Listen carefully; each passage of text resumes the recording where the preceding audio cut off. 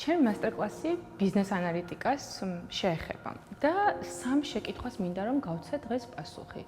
პირველი არის რა არის ბიზნეს ანალიტიკა, მეორე არის რატომ არის საჭირო ბიზნეს ანალიტიკა და მესამე შეკითხვა არის როგორ გამოვიყენოთ ეს ბიზნეს ანალიტიკა ჩვენი ბიზნესის სასარგებლოდ. ბიზნეს ანალიტიკა არის, როდესაც ჩვენ ვიყენებთ მონაცემებს, ვიყენებთ სტატისტიკურ და მათემატიკურ მეთოდებს და ტექნოლოგიებს იმისთვის, რომ კარგად გავიგოთ რა ხდება ჩვენს ბიზნესში.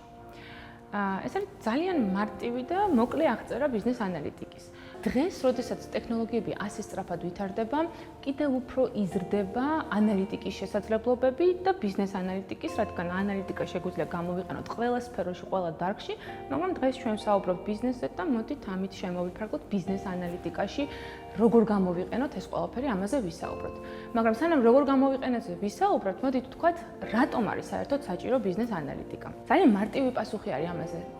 საჭიროა იმიტომ, რომ თქვენი გადაწყვეტილებები დააფუძნოთ არა გუმანს, არამედ დააფუძნოთ ფაქტებს, რეალურ მონაცემებს და გარდა ამისა ცხადად იცოდეთ რა ხდება თქვენს ბიზნესში. ნებისმიერ მომენტში, ნებისმიერ მოცემულ მომენტში ზუსტად იცოდეთ რა მდგომარეობაა გაყიდვების კუთხით, რა მდგომარეობა გაქვთ პროდუქტების თვალსაზრისით, ბაზარზე რა ხდება.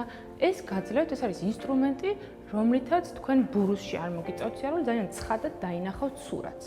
და კომპანიები, რომლებიც სულ უფრო მეტად იყენებენ ანალიტიკას, ძალიან დიდ შედეგებს ნახულობენ და ამას არაერთი კვლევა ადასტურებს. როდესაც ვსაუბრობთ ანალიტიკაზე, აქ ბევრი რამ შემოდის ერთად, შემოდის მონაცემები, ციფრული პლატფორმები, შემოდის ტექნოლოგიები და ცოტა კონკრეტული სახე რომ მივცეთ ამ ყველაფერს და დავსვათ შეკითხვა. კი, მაგრამ როგორ უნდა გავაანალიზოთ ეს ჩვენი ბიზნესი, როგორ უნდა დავინახოთ ეს უფრო ცხადად და რაში გამოვიყენოთ ეს ანალიტიკა. ანალიტიკა სამი კომპონენტისგან შედგება. პირველი არის მონაცემები, რომლებიც აუცილებლად გვჭირდება იმისთვის, რომ რაღაცას დავაკვირდეთ და შემდეგ დასკვნა გამოვიტანოთ. არის მეთოდები და ტექნოლოგიები, როგორც ვთქვით, და მესამე და ძალიან მნიშვნელოვანი და მე ამით დავიწყებ საუბარს, არის ბიზნეს ამოცანა. ანუ ჩვენ უნდა ზუსტად ვიცოდეთ, რატომ ვაკეთებთ ამ ანალიტიკას. ეს რას ნიშნავს? როდესაც ბიზნეს ანალიტიკაზე მიდგება საუბარი, აუცილებელი არის ზუსტად ჩამოვაყალიბოთ, რისი მიღება გვინდა ამ ანალიზით. და ამ დროს მე გირჩევთ, რომ თქვენი ბიზნესი დაყოთ მიმართულებებად, დაყოთ შინაარსებად, მაგალითად, აიღოთ გაყიდვები, აიღოთ პროდუქტები, აიღოთ გაყიდვის არხები, მარკეტინგი, დაყოთ ასევე ფინანსურ ნაწილად და იმ ფინანსებში კიდევ საკუთარი ჩაშლა შეიძლება გაკეთდეს და აქ კარგად დაფიქრდეთ, რა მაჩვენებლებზე დაკვირვება მოგცემთ საშუალებას, რომ შეაფასოთ თქვენი ბიზნესი. ამას ეძახიან ინდიკატორების შემუშავებას, ინგლისურად ეს ჟღერს key performance indicators, ასეთნაირად, ქართულად ეს შეგვიძლია ვთარგმნოთ შედეგების მთავარი მაჩვენებლები და თითქმის ყველა ინდუსტრიაში, ყველა დარგში არსებობს გარკვეული მაჩვენებლები, რომლებსაც უნდა უყუროთ იმისთვის, რომ ზუსტად იცოდეთ, რა წერტილში ხართ თუ არა წარმატებული და გარდა ამისა დააკვირდეთ გუშინდელთან შედარებით დღეს რა მდგომარეობაა თქვენს ბიზნესში. სხვა შემთხვევაში გამოდის, რომ ძალიან ესე გუმანით მივდივართ და არ გვაქვს ცხადი წარმოდგენა, სად ვიყავით და სად მივდივართ. როგორც ვთქვით, ბიზნეს ანალიტიკისთვის ძალიან აუცილებელი არის ამ ინდიკატორების შემუშავა, ამ ინდიკატორების განსაზღვრა, რითი დააკვირდებით, როგორ დააკვირდებით თქვენს ბიზნესს და რამდენიმე რამ უნდა გაითვალისწინოთ, როდესაც ინდიკატორებს შეარჩევთ.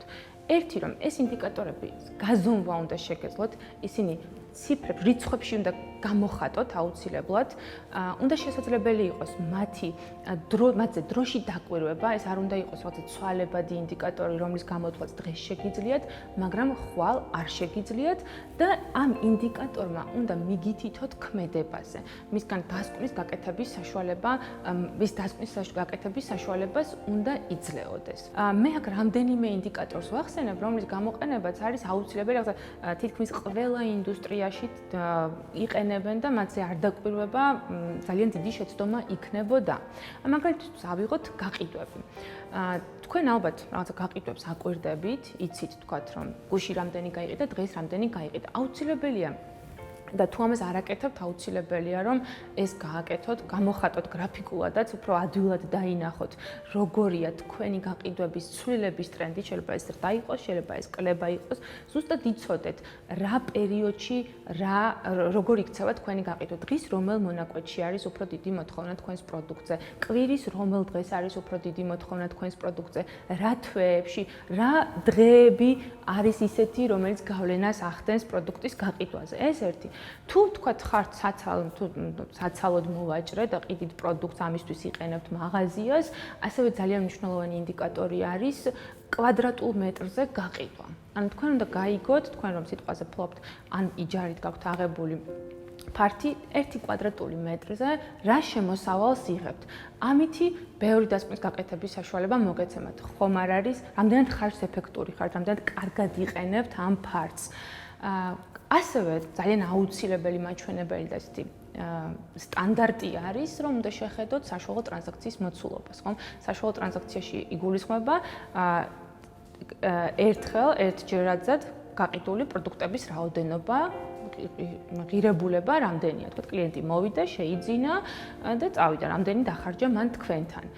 და ასევე მნიშვნელოვანია ისიც, რომ საშუალო ტრანზაქციაში რამდენი პროდუქტი ხდება თქვენს მომხმარებლის კალათაში, 1 პროდუქტი ვარდება, 2 პროდუქტი, 3. ეს ძალიან ნათელ წარმოდგენას შეგიქმნით იმაზე, თუ როგორ იქცევა მომხმარებელი და თქვენ რა უნდა გააკეთოთ იმისთვის, თუ გინდათ მისი ქცევა, ან შეცვალოთ, ან წაახალისოთ რამენაირად რომელიმე პროდუქტის ყიდვა. ეს გაყიდვების ინდიკატორებს რაც შეეხება. ძალიან საინტერესოა თუ თქვათ ონლაინ ვაჭრობთ და გაქვთ ონლაინ მაღაზია, ან იყენებთ რომელიმე პლატფორმას, აქაც ბევრი ინდიკატორია, რომელზეც დაკვირვება აუცილებელია, თუმცა ერთ-ერთი ყველაზე მთავარი აქ არის კონვერსიის მაჩვენებელი. კონვერსია რა არის, ხომ? რამდენი ვიზიტორი, თქვენი მაღაზიის რამდენი ვიზიტორი გახდა რეალურად თქვენი კლიენტი. და ეს გაჩვენებთ მოზიდული ტრაფიკიდან, რა ნაწილი ახერხებს რეალურად, რა ნაწილი კონვერტირდება კლიენტად. და ამან შეიძლება ბევრი დასკვნის გაკეთების საშუალება მოგცეთ, შეიძლება შეგაცვლოთ კომუნიკაციის სტრატეგია, შეიძლება გადაწყვიტოთ, რომ თქვათ რაღაცა სხვა ტიპის პროდუქტები უნდა შესთავაზოთ, ან შეიძლება საერთოდ მიხვდეთ, რომ ეს არხი არ არის კარგი, ან პირიქით სხვა არხი უნდა გამოიყენოთ და ასე შემდეგ. დასკვნა მრავალნაირი შეიძლება იყოს, თუმცა აუცილებელი არის რაღაცა საზომი გქონდეთ, რომელიც ამ დასკვნებამდე მიგიყვანთ. კიდევ ერთი, რასაც გავითვალისწინებდი, სტარტაპი ან მცირე ბიზნესი რომ ვიყო, არის ის, რომ განსაკუთრებით დავაკვირდებოდი ჩემი ბიზნესის ფინანსურ მაჩვენებლებს. დავაკვირდებოდი, ცხადია შემოსავლების დაკვირვება ნომერ პირველია, მაგრამ დავაკვირდებოდი ხარჯებს, დავაკვირდებოდი ფულადის აღსრების მოძრაობას, შემოდინება, გადინებას და აქაც შევიმუშავებდი ინდიკატორებს იმისათვის, რომ რაიმე ყურადღებიდან არ გამოგვეპაროს, მხედველობის მიღმა არ დარჩეს და არ აღმოჩნდეთ ისეთ სიტუაციაში, როდესაც ჩვენი ხარჯები უზომოდ გაიზარდა, ან ჩვენ არ ყოფნის ნაღდი ფული იმისთვის, რომ დავაფინანსოთ ჩვენი ბიზნეს საქმიანობა და ყოველდღიური საოპერაციო ხარჯები გავწიოთ. ეს არის ერთ-ერთი ძალიან მნიშვნელოვანი საკითხი მცირე ბიზნესისთვის, განსაკუთრებით, სწორედ მცირე ბიზნესს ექმნება ხოლმე ამ მიმართულებით გარკვეული სირთულეები. მონაცემები დღეს უკვე აღარ არის სირთულე მონაცემების მიღება, იმიტომ რომ ყველაფერი თითქმის არის გაციფრულებული. ეს არის ძალიან კარგი ამბავი, იმიტომ რომ თქვენ ძალიან ბევრ მონაცემს ავტომატურად აგენერირებთ. თქვენი სისტემები, რომელსაც ბიზნესის აკეთებლად იყენებთ, ამ ყველაფერს ავტომატურად აგენერირებენ. იქნება ეს პოსტ სისტემა, იქნება ეს გადახდების სისტემა, e-commerce, ელექტრონული კომერციის პლატფორმა, ასევე თუ კი იყენებთ Facebook-ის სარეკლამო პლატფორმებს, Google Analytics, მათ ყველას აქვს მონაცემების გარკვეულ დონეზე დაგენერირების და თქვენთვის გადმოცემის საშუალება. თავარია იცოდეთ, რომ ეს ყველაფერი არსებობს და იცოდეთ, რომ ეს მონაცემები უნდა გამოიყენოთ. გარდა ამისა, ასევე გირჩევთ, რომ თუ რაიმე ტიპის მონაცემი ავტომატურად თქვენთან არ გროვდება, მაგრამ ეს არის თქვათ მნიშვნელოვანი ქმედება თქვენს ბიზნესში, მაგალითად, გაწიეთ რაიმე ტიპის მარკეტინგული ხარჯი, რომელიც რომლის შინაარსსაც ძალიან ცალსახად ყველგან ვერ გაწერთ და ავტომატურად არ გენერირებთ ინტეგრირდება რაიმე სისტემაში. და გირჩევთ რომ აღრიცხოთ ეს მონაცემი, იმიტომ რომ გამოგადგებათ მაგალითად იმისათვის რომ დააკვირდეთ მარკეტინგულმა ხარჯმა მოგიტანათ თუ არა შედეგი.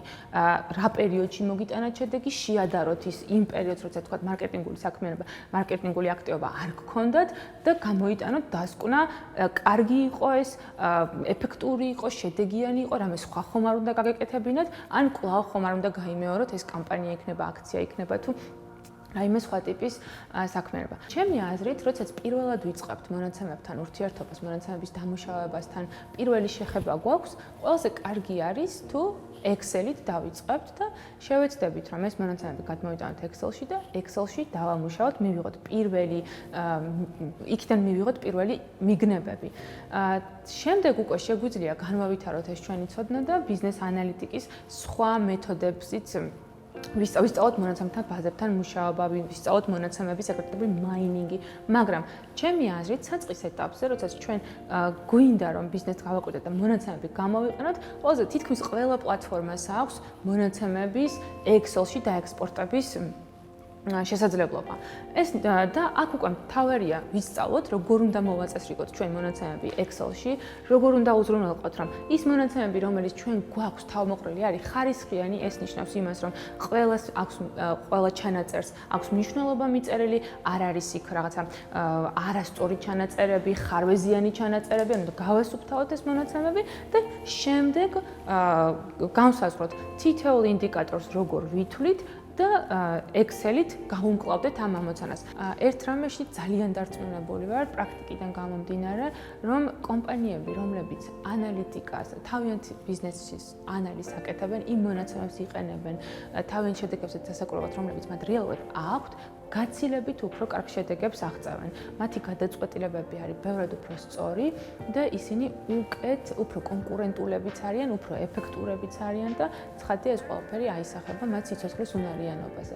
ასე რომ ვიმედოვნებ, რომ ეს საუბარი გამოგადგებათ, რომ შემდგომში გაიღრმავოთ ცოდნა, საჭირო რესურსებს მიაგნოთ და კიდევ უფრო გააუმჯობესოთ თქვენი საქმე, ბიზნესი, წამოწყება.